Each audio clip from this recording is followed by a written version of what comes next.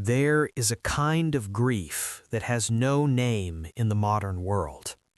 Not the acute grief, the loss that everyone can see, that comes with rituals and casseroles and the organized sympathy of people who know what to do with a beginning and an end.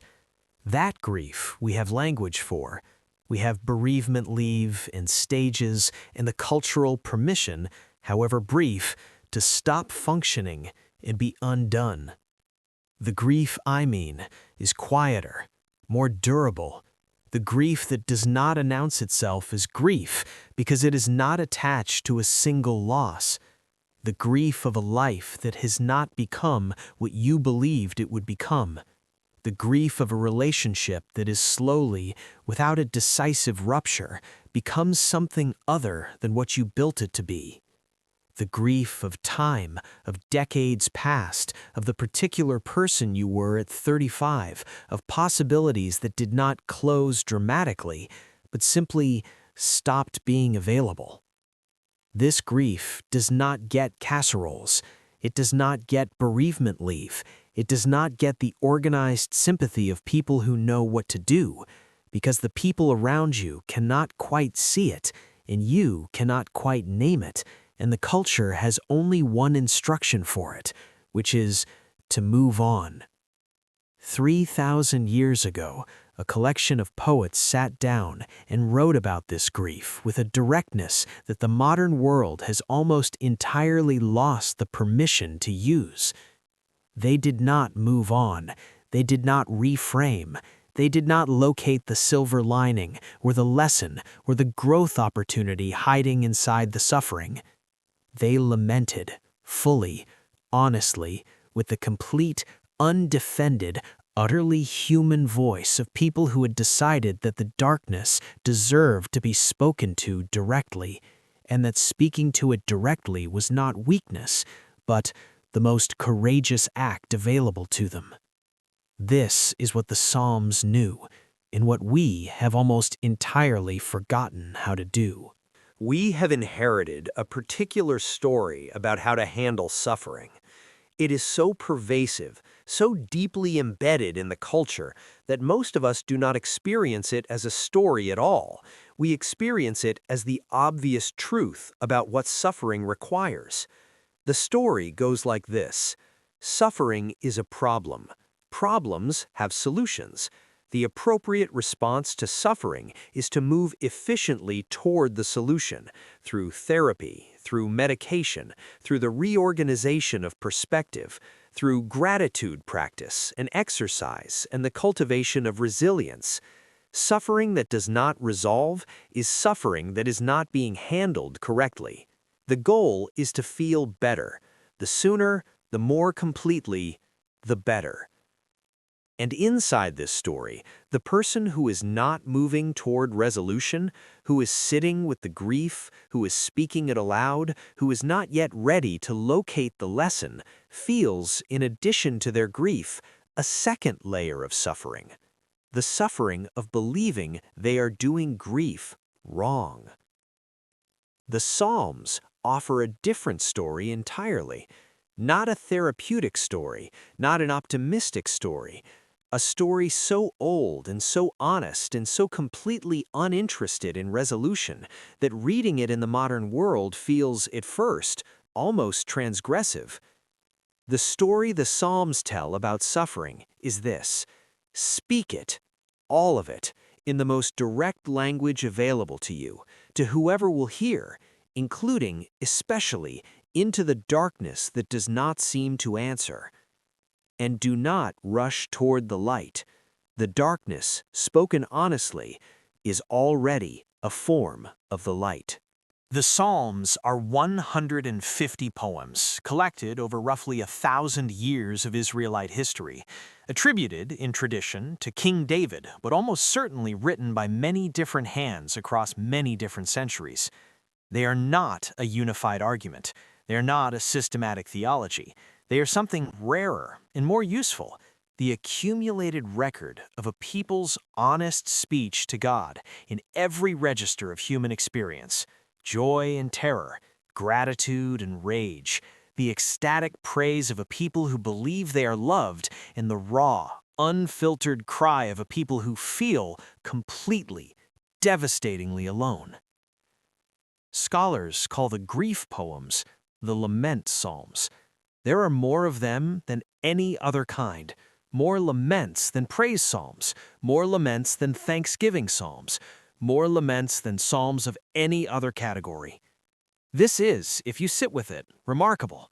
The most widely read, most frequently quoted, most deeply beloved collection of religious poetry in the history of Western civilization is primarily a collection of grief literature. The majority of its poems are people speaking directly into darkness and demanding, with full human urgency, to be heard. The tradition kept them, treasured them, sang them in worship, in mourning, in the most important moments of communal and personal life for 3,000 years. And then the modern world decided that this kind of speech, raw, unresolved, demanding, willing to accuse the heavens of abandonment, was not something we do anymore. I want to read you the opening of Psalm 22, not as a pulpit, not as a religious act, as the speech of a human being in the kind of suffering that does not resolve quickly, written 3,000 years ago, that every person alive will recognize the interior of. My God, why have you forsaken me? Why are you so far from saving me, so far from my cries of anguish? I cry out by day, but you do not answer, by night, but I find no rest. My God, why have you forsaken me? This sentence has been prayed, sung, spoken, and wept by more human beings across more centuries than almost any other sentence in the history of language. It was spoken, according to the Gospel of Mark, by Jesus on the cross. It was spoken in Auschwitz. It has been spoken in hospital rooms and at gravesides, and in the particular 3 a.m. darkness of people who are not in any traumatic crisis, but who have woken, again, to the quiet, durable, nameless weight of a life that is not what they hoped. The psalmist does not resolve this opening, does not pivot quickly to the comfort, spends verse after verse in the darkness, describing the loneliness, the physical symptoms of grief, the sense of being surrounded by forces that wish him harm, the complete, undefended exposure of a person who has nowhere left to hide. And then, not because the circumstances have changed, not because the darkness is lifted, not because God has answered the question, something shifts. Not resolution, recognition.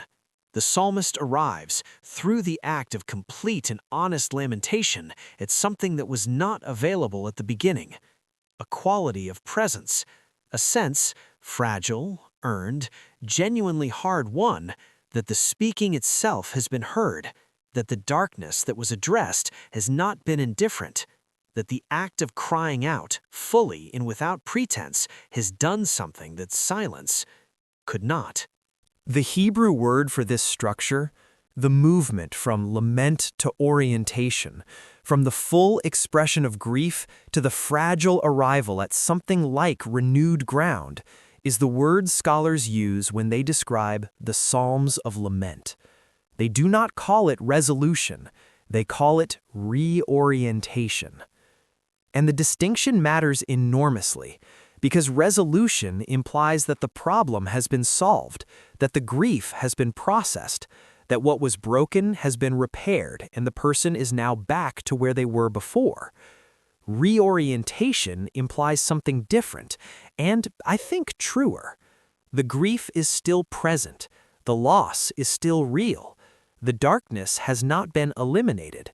But the person who has passed through the full expression of it, who has spoken it completely, without editing, without management, without the protective distance of premature resolution, is standing in a different relationship to it. Not above it, not past it, differently inside it. Oriented rather than lost. This is what the ancient poets knew that we have forgotten, that grief spoken fully, spoken into the darkness without demanding that the darkness answer on a particular timeline, is not the prolonging of suffering. It is the only path through it that does not require you to leave part of yourself behind. There is a psalm that I want to stay with. Psalm 88. It is the darkest poem in the entire collection, and one of the most important. Most of the lament psalms follow the structure I described. They descend into darkness and then reorient. They end, if not in joy, then in the direction of trust. The movement is down and then, at the last moment, up. Psalm 88 does not do this. It begins in darkness. It stays in darkness. It describes with relentless precision the experience of a person who feels utterly cut off from community, from meaning, from the divine presence they once believed in. It names the darkness with every name available to it. And it ends the final word of the final verse in the original Hebrew with the word darkness.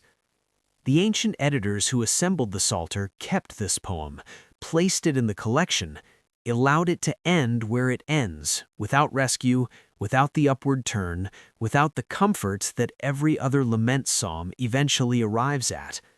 They kept it because they knew, with the accumulated wisdom of a people who had survived things that should have destroyed them, that sometimes the darkness does not lift on any human schedule, and that the person in that darkness needs more than comfort, more than reframing, more than the well-meaning insistence that there is light ahead, needs to know that their experience is real, that it has been seen, that someone, across 3,000 years of human time, sat down and wrote it exactly as it is. You are not doing grief wrong. You are in Psalm 88, and the tradition kept it for you. Now, the bridge. Because the Psalms were written in specific historical circumstances, the destruction of Jerusalem, the Babylonian exile, the particular crises of a people who believed their suffering had cosmic significance. Most of us are not in Babylon. Most of our grief does not have a geopolitical dimension. But the interior territory the psalmists are describing, the nameless wait, the 3 a.m. waking, the sense of being cut off from the life you believed was yours, the grief that has no single loss to attach itself to, is not historical. It is human. And the instruction the Psalms offer, not as theology, but as the accumulated wisdom of the longest continuously practiced tradition of honest speech in human history, is available regardless of what you believe about who, if anyone, is listening. Speak it, all of it, in the most direct language available to you, without rushing toward resolution, without editing for palatability, without the protective distance of the person who has decided preemptively that the darkness does not deserve the full truth of what it has done. The speaking itself, the act of complete, undefended, fully human lamentation, is not the delay before healing. It is the healing. Here is what the Psalms ask of you practically today. First, write your lament. Not a journal entry, not a therapeutic exercise, a lament in the tradition of the psalmists, direct, unedited, addressed to something beyond yourself, whether you believe in that something or not. Write what you are actually carrying, the grief that has no name because it is not attached to a single loss, the weight that has been present so long you have begun to mistake it for your personality, the darkness that you have been managing rather than speaking, because speaking it fully felt like the one thing that might make it real. Write it in the second person if it helps, addressed as the psalmists address theirs to whatever is large enough to receive it, or write it to yourself. Write it to the version of you that was 35 and did not yet know what was coming. Write it without the pivot, without the silver lining appended at the end. Let it end where the grief actually ends, which may be in the middle of the darkness, exactly where Psalm 88 ends. That is not failure. That is the most honest thing you have written in years. Second, find your Psalm 22 companion. The laments of the Psalter were not private documents. They were sung, in community, by people who were not all in the same place in their grief, some descending, some reorienting, some stable enough to hold the space for those who were not. There is someone in your life who is carrying something they have not been able to speak completely, not because they lack the language, because they have not been offered the space, the unhurried, non-directive, genuinely receptive space that full lamentation requires. Be that space for one person this week, not with advice, not with the silver lining, with the specific, costly, Simone Weil quality of attention that simply asks, "What are you going through?"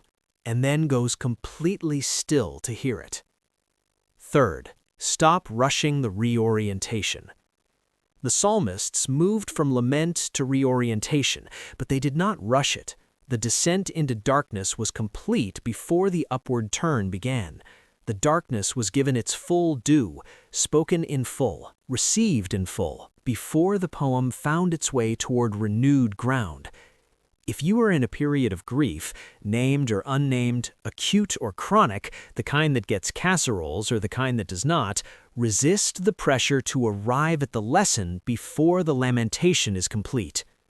The lesson, if there is one, will be available on the other side of the full descent, not before. The reorientation that arrives before the lamentation is finished is not reorientation, it is avoidance wearing the costume of recovery. Let the psalm take the time it actually takes. The upward turn, when it comes, will be real. Fourth, return to the Psalter. Not necessarily as a religious practice, as a literary one, as the practice of spending time with the oldest continuously used collection of grief literature in human history, written by people who had lost cities, lost children, lost the lives they had built, lost the sense that the universe was ordered in a way that included them, and who sat down and wrote about it with total, undefended, completely sustained honesty. Read one psalm slowly this week, not for theology, for the specific quality of permission it extends, the permission to be exactly where you are, in the exact darkness you are in, with the exact grief you are carrying, and to say so, out loud, without apology, without the pivot. The tradition kept these poems for 3,000 years. It kept them because the people who came after always needed them. The people who come after always will. I want to close with Psalm 46, not a lament, one of the psalms of trust that comes after the descent, written, scholars believe, in the aftermath of a crisis survived, the language of someone who has been through the darkness and has arrived, not at certainty, not the absence of future grief, but at something solid enough to stand on. The psalm contains a phrase that has been translated across centuries and languages in more ways than almost any other phrase in the collection. In the older translations, it reads, "Be still and know that I am God." Be still. Not feel better, not find the lesson, not resolve the grief and return to function. Be still. The stillness the psalmist is describing is not the stillness of the person who has nothing left to say. It is the stillness that arrives, briefly, incompletely, as a gift rather than an achievement, on the other side of having said everything. The lament spoken in full, the darkness addressed without flinching, the grief given its complete and honest voice, and then, not resolution, but the moment of stillness that follows when the speaking is finally done.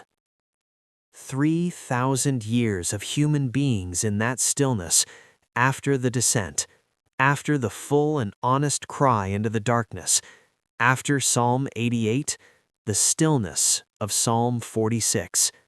Not because the darkness was wrong to be that dark, because it was given everything it deserved. Here is the question the Psalms leave us with today.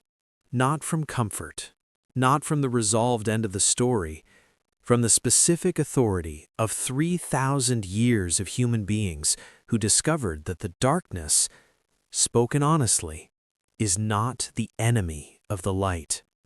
What is the grief, the named or unnamed, the acute or the quietly durable, that you have been managing instead of speaking?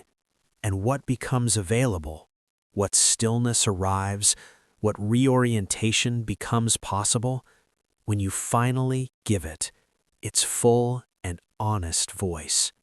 Leave that in the comments, because that answer, your Psalm 88 answer, your most honest and least edited answer, is not a small thing. It is the lament. The tradition kept it. It was waiting for you to speak it. I'll see you in the next one.